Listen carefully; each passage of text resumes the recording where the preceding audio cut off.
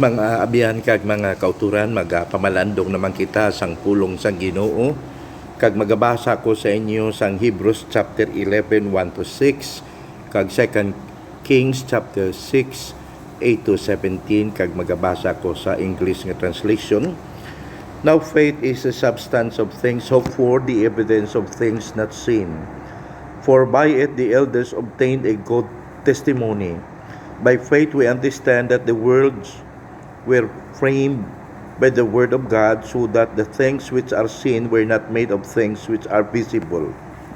By faith Abel offered to God a more excellent sacrifice than Cain, through which he obtained witness that he was righteous, God testifying of his gifts, and through it he being dead still speaks. By faith Enoch was taken away so that he did not see death, and was not found because God had taken him. For before he was taken, he had this testimony that he pleased God. But without faith it is impossible to please him. For he who comes to God must believe that he is, and that he is a rewarder of those who diligently seek him. 2 Kings chapter 6, 8 to 17, nagasiling diri. Now the king of Syria was making war against Israel, and he consulted with his servants, saying, My camp will be in such and such a place. And the man of God sent to the king of Israel, saying, Beware that you do not pass this place, for the Syrians are coming down there. Then the king of Israel sent someone to the place of which the man of God had told him. Thus he warned, and he was watchful there not just once or twice. Therefore the heart of the king of Syria was greatly troubled by this thing, and he called his servants and said to them, Will you not show me which of us is for the king of Israel? And one of his servants said, None, my lord, O king, but Elisha the prophet who is in Israel tells the king of Israel the words that you speak in your bedroom. So he said, Go and see where he is, that I may send and get him. And it was told him, saying, Surely he is in Dothan. Therefore he sent horses and chariots and a great army there, and they came by night and surrounded the city. And when the servant of the man of God arose early and went out, there was an army surrounding the city with horses and chariots. And as the servant said to him, Alas, my master, what shall we do? So he answered, Do not fear, for those who are with us are more than those who are with them. And Elisha prayed and said, Lord, I pray, open his eyes, that he may see.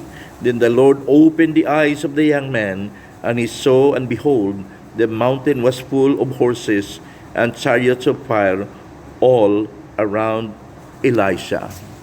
Kabay pang ang Ginoo magapakamaayo sini nga mga pulong nga aton pagapamalandungan, mga abyan kag mga kauturan. Ato naman ang kaygayunan nga makapakig-angot sa Ginoo paagi sa pagpamalandong sang iyang nga pulong. Nagakalain-lain ang aton mga eksperyensya sining mga nagliligad nga binulan, bisan pa sang nagligad nga semana. Nakabati kita sang dako ng explosion dito sa Beirut, ang capital sang Lebanon. May isa ka dako nga bodega nga napun-an sang ammonium nitrate nga ginahimo ina nga pulbura kag kun ano nga kabangdanan sa malawig nga mga tinuig na store lang to nga bag sang mga ammonium nitrate kag naglupok kag kadako gid ang damage sa syudad sang Beirut. Kag tungod sini ang Prime Minister lately nag-resign tungod sang insidente, kag madamo sang mga pointing fingers kung sino ang dapat basulon tungod sang distraction nga na-create tungod sang dako nga explosion nga natabo dito sa Beirut. Now mga utod, isa lang ni sa mga ehemplo nga ginaatubang naton sa kalibutan karon, hindi lamang sa mga aksidente kag kundi bisan pa sang mga ginasugata naton nga mga problema sa aton pungsod kag sa iban nga bahin sang kalibutan, ang tensyon sa South China Sea between the US and China kag iban pang mga allied forces nga nagadampig nga ang South China Sea is a free sea nga parang makaagi ang mga nagaklain-lain nga mga barko coming from the US, sa Asia, sa Europe, pero gina-claim subong sang China nga ila kuno na sa idalom sang ila nga 9-dash line. Ang aton pungsod Pilipinas nag-file sini sang complaint dito sa United Nations Arbitral Tribunal kag nagdaog kita sang 2016 sang July, pero hasta subong sige ang pag-build sang forces, mga military drills sa South China Sea bisan pang West Philippine Sea lapit sa aton diri sa Palawan. May island diri, ang Spratly Island gina-claim sang China. So may conflict nga ginatubang ang aton nga kalibutan kag may pagpaindis-indis ang firepower, mga military hardware sang mga superpowers like US, China, bisan pang England kag ang Australia, ang Japan naga-intra na tungod sang claim sang China nga daw hindi amo. So kadamo gid sang makahalanguyos nga kahimtangan sa kalibutan nga ginaatubang naton kag bisan pagani subong ginakulbaan kita sining widespread balang paglapta sang pandemic ning COVID-19. Mga 140,000 nga cases positive diri sa aton sa Pilipinas kag mga sobra na 2,000 ang nagkalamatay, much more sa US, no? So ang kakulba ara mga senior citizen ginabawalan sa pagsimba, ang mga pamatanon 18 years and below hindi na maka-Sunday school, mga kabataan naton kag kadamo pa way labot sang ginatawag nga problems on unemployment brought about by the so-called coronavirus. Kag tungod sini madamo sang mga wala gid sang trabaho kag naglain ang sitwasyon sang ilang pagpangabuhi nga sang una maayo ang pagkaon subong daw halos hindi makabakal sa bugas kun sud-an tungod kay nawad-an obra ang amay sa pamilya. Kag iban pa nga mga realidad nga nagakatabo sa aton, hindi lamang mga trial sa aton pagtuo kundi bisan pa sa ang conflicts sa kalibutan nga nagapadayon. Kag mga utod, mga abyan, magadala ako sining aton palatakuran sa sining nga aga nga nagasiling in times like this. Kag ikaw ako nga nagapamati, kita obserban kita sang mga hitabo sa kalibutan, uldong iban niya nagapinsar na mag-transfer dito sa Mars kag ang time frame by 2025 pwede na kuno makakadto ang spaceship nga gina-develop ni Elon Musk, isa ka bilyonaryo manggaranon nga makakadto sa Mars kag masugod sang civilization dito. So wala kita kay balo kung anong nagahulat dito, pero ang science subong nagatinguha, naga-double time nga base pwede man lang ang Mars maistaran sang mga katawhan kay ang aton gift to Mars kuno subong planet Earth nga mga residents among life dito kay wala pa sang sibilisasyon, wala pa tao dito, although nga may mga teorya, mga scientists nga posible gid nga mabuhi ang tao dito sa Mars. Well, of course, futuristic ina, why kita kay balo, no? Kagkadamo na sang nagpalista mga ngalan nga gindala dito sa spaceship kadto sa Mars. Atong nagligad lang nga semana kay bisan kita Pilipino damo nagpalista ang ngalan ni butang dito, no, mga Pilipinos kay iban pa nga nationalities. Now, why do I say this, my friends? Tungod ang realidad amo nga ang aton kalibutan subong medyo troubled, no? We are living now in a troubled, chaotic world. Kag may iban nga gapamangkot kun bala ang Diyos ara pa, ang Diyos base nagakatulog, ang Diyos daw wala pa kay kuno, wala pa kay alam. Pero my friends, this is not so. Because whether God is active or passive, God is still God. Kay balo siya kag in His own time, kay balo siya kung anong iya dapat himuon. But maybe God has strong message why our world is now chaotic. Kagkadamo sang mga challenges nga ginaatubang naton karon kag sa sini nga aga mga abyan dala ako sining aton palatukuran kag kabay pa nga ang aton pagsalig sa Ginoo wala gid yan nag-diminish, kundi all the more nagamabakod ang aton pagsalig nga kita hindi niya pagpabayaan sa aton nga kahimtangan sa karon nga mga panahon. Mag-ulang ma-discovery sang government of Russia ang vaccine para sa COVID-19, kag siguro ang iban sa aton nakabati naman yang presidente naton magabulunter siya nga mauna siya sa pagpa-injection sining vaccine para matapos na ning problema kag mga kahangawa naton kay tiya mo ning ginapaabot eh. Of course ang China nagpromisa man nga masupply sa aton sa vaccine. Ang US may ara man sila nga remdesivir, no, ambot under clinical trial pa or mass production na. Well, we do not know, pero may iban man niya nga nagasiling nga hindi gi kamo magpa-vaccinate sining sa COVID nga vaccine kay man ka delikado, wala kita kay balos ang description.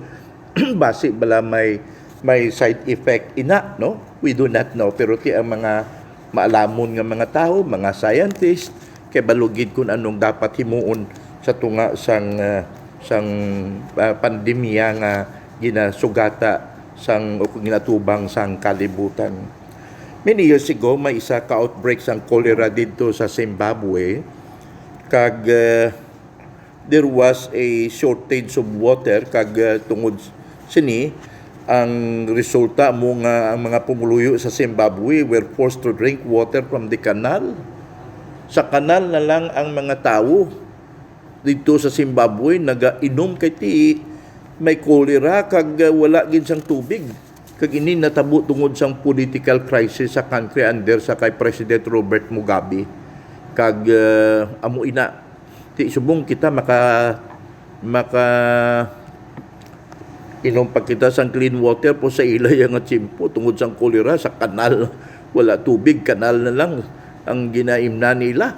Sa Mumbai, India, sang una may binumbahan nga isa kadako ng hotel, ginatak sa mga terrorist, damo sa mga occupants ang nagkalamatay.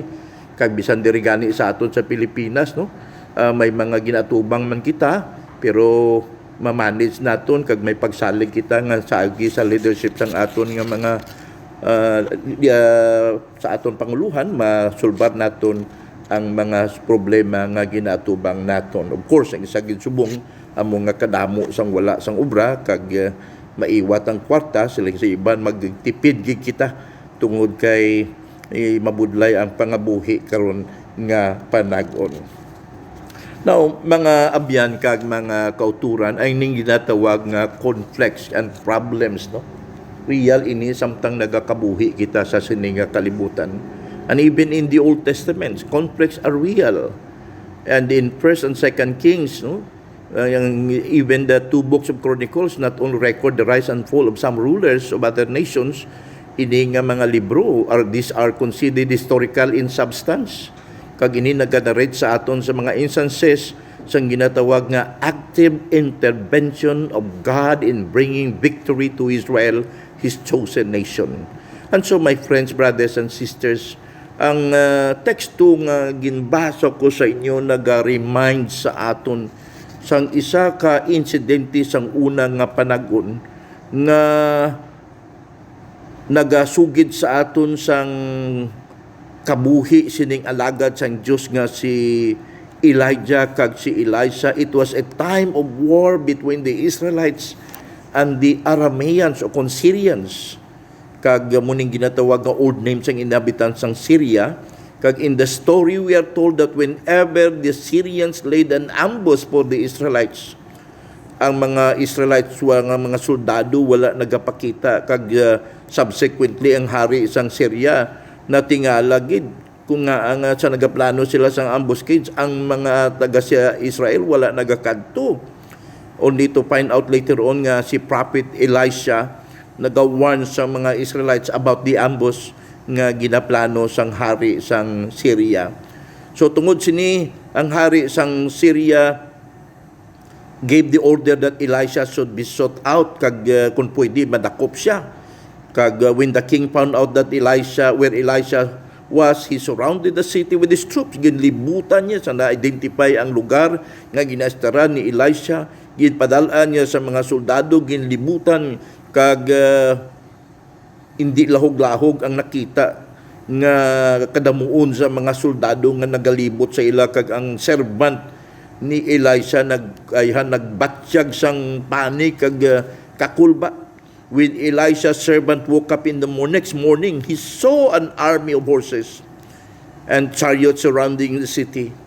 He was so filled with terror that he cried out, "Oh my Lord, what shall we do, my master?" Kag siling ni Elisha sinya, "Kalma ka lang, don't be afraid. Those who are with us are more than those who are with them." Hindi kagid magkadlok kay ang mga kaupod naton mas madamo sang sa mga tawo nga upod nila. Kag tungod ka nakita niyang kahadlok sang iya nga kabulig, si Elisha nagpangamuyo, "O Lord," siling niya, "open his eyes so that he may see." Kag instantly nakakita ang servant ni Elijah sang kadamo nga mga horses and chariots of fire. God's horses, or heavenly army of God with horses and chariots of fire, were all around them on the hills. They were surrounding the army that was surrounding the Israelites. Diri makita naton kung daw ano ang Diyos nagpamati sa pangamuyo ni Elisha by opening the eyes of his servants. And Elisha's servant became alarmed when he saw the great army of King Aram, or the king of Syria, and his faith began to disappear. Kung kaysa sa aton amo man na kung may mga unusual event sa kabuhi naton, daw nagabatya kita sang kahadlok bala, kung when everything is no longer normal, nayos kita sa mga bagay nga daw hapos sa aton, pero when things become so difficult, daw may ara kita kakulba. It's but normal for any person to get scared sometimes. Kung kaisa nagapanik kita nga daw nagakadula ang aton pagtukag pagsalig sa Ginoo. Pero mga kauturan, God will not reveal His plans kag sang iya nga kabubuton sa aton kabuhi if we do not fully trust Him. Kag si Apostol Pablo nagahambal sila nga, we walk by faith not by sight. Sa 2 Chronicles 5:17. Ayhan, matuod ini sa iban sa aton, pero may iban man niya nga silang may pagtuo, pero kung mag-abot ganing problema kag mga challenges, duga kadula ang pagtuo, pagsalig sa Ginoo. Siling ni J.B. Phillips, yung isa ka Christian writer, siya, "Some of us are like Elisha's servant, an average Christian and a practical atheist. We profess to believe in God, yet we act as though God either does not exist or is unwilling to help.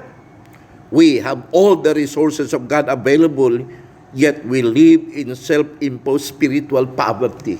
Amuning observation ni J.B. Phillips. Mga abyan, we dapat magkabuhi kita sa pagsalig at pagtuo, hindi sa mga butang nga makita naton. Because if we only live by sight, surely we will miss God's wonderful workings in our lives. Mga abyan, sa mga tion kaangay sa ni, in times like this, where troubles abound anywhere in the world, kinanglan kita sang pagtuo nga dako kag mabakod, sa nagatubang kita sang mga makahalanguyos, makakululba nga sitwasyon sa aton nga pangabuhi. My friends, there is so much fear around us. We live in an age of anxiety. Ours is a troubled, unstable world. So, amo ini. Kag kinanglan gid mangin mabakod, stable ang aton pagsalig, ang aton pagtuo sa tunga sining ginatubang naton nga mga challenges sa aton nga kabuhi. Kay ang Diyos hindi man magpabaya sa aton nga tanan. So nagawori ang iban sa aton, labi na sinibilang nuclear proliferation, subong kadamo na sa mga countries nga may mga nuclear bombs. May mga 19 nations nga may mga nuclear weapons and delivery systems like the United States, Russia, Great Britain, France, China, Germany, the Netherlands, Japan, India, Israel, South Africa, Pakistan, Egypt, Brazil, Iraq, Libya, South Korea, Taiwan, and North Korea. So ini sila may nuclear capability. Isa lang ka-strike po, hindi maguba ang isa ka syudad.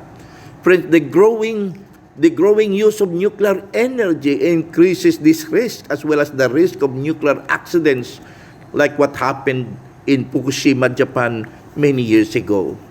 Pero ang immediate kag worrisome nga mga butang nga doon nahadlok kita, may kaangtanan sa aton nga personal nga kabuhi.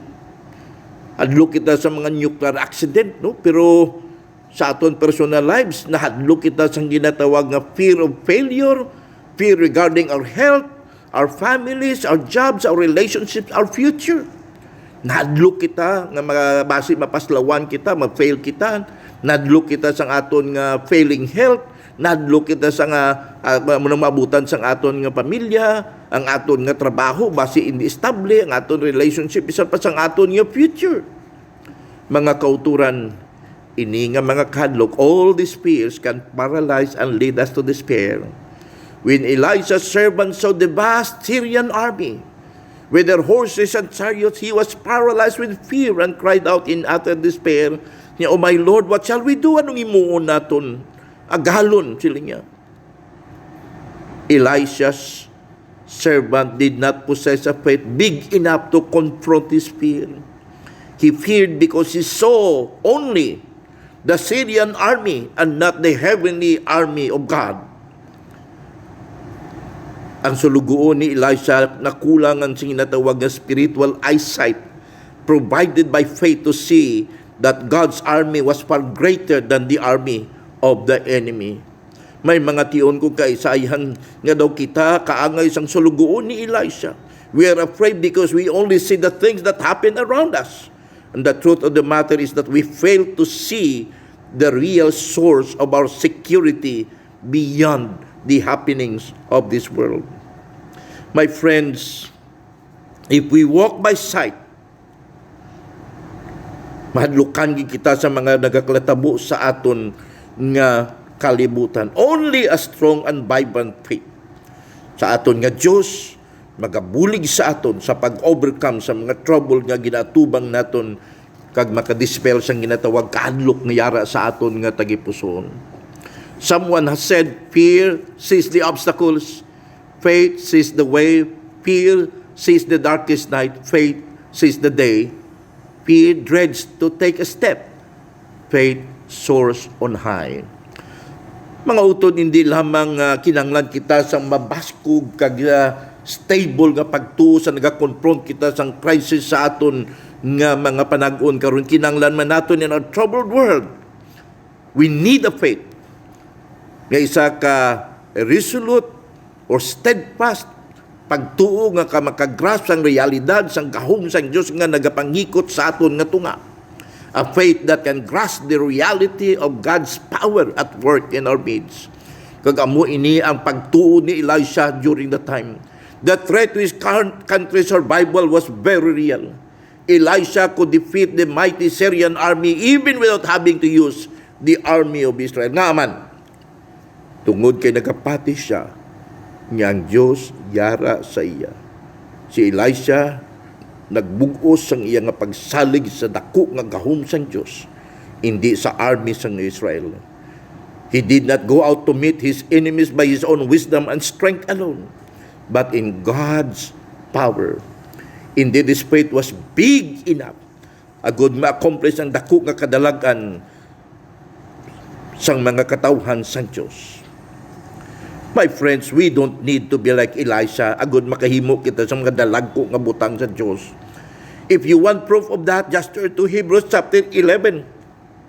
Kaya makita natin diring mga heroes of faith, mga baganihan sa pagduo, kaangay ni Abraham, ni Noah, si Isaac, si Jacob, si Joseph, si Moses, si Gideon, si Deborah, si Barak, Samson, si Jephthah, David, and Samuel, kag iban pa nga mga propeta. Many of them were ordinary people except that they had one thing in common.